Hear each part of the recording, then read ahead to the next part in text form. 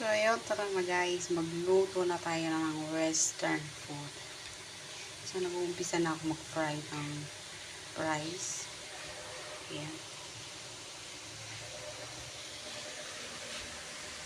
Ayan.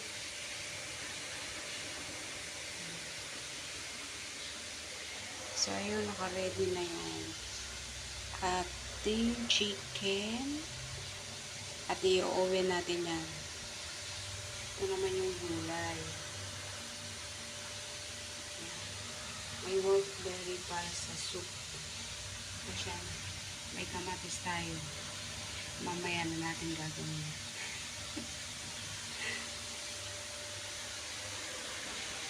So, ayan. At naka-ready na rin ang ating oven. Diba?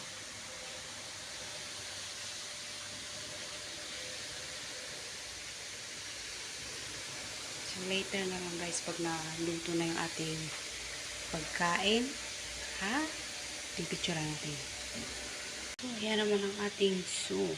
Watercress. May kasama siyang red dates, almond, at yun nga yung blackberry. Tsaka yung sweet dates. So, ayan. Para may veggie pa rin. So, diba? So, ayun, ilagay muna natin sa strainer para yung mantika tumulo lang. Tapos, meron tayong yan, paper towel para hindi masyadong mantika. O, diba? Ayan, ganyan dapat. Joke.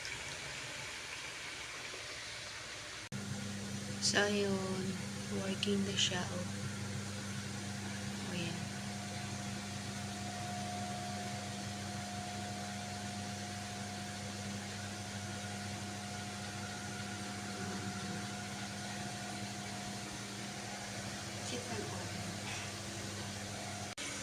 So, itong kamatis, ipa-fry natin siya after ng fries maluto. So, last na yan. So, ito naman, ipa-fry natin siya. Tapos, mamaya na lang yung finished product. Okay, see you later.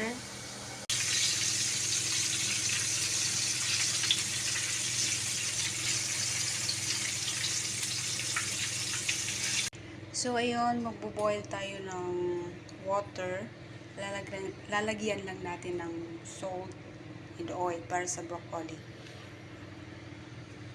So, ayan, start na natin. Ayan, malapit nang maluto ang ating manok. Ayan, ayan na lang. Ayan na lang yung time niya. So, ayan na yung fried tomato, french fries, and broccoli.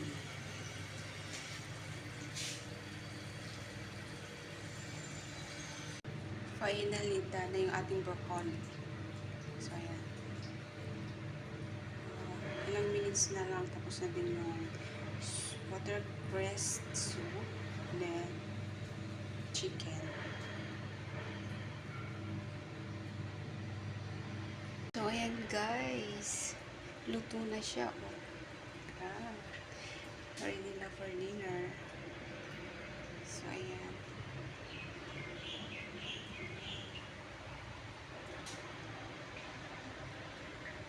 Konting-konti lang kaso, pero mas maraming maraming ginagawa. Magkakat ka ng potato. Ayan. Tapos ito may soup pa. So, ganyan talaga. So, tara na. Let's eat. So, ayan. Ready na guys. Tara na. Kain na tayo. Ayan.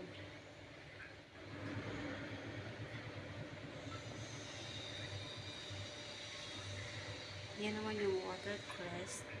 May almond, may red dates, wolfberry, and sweet dates.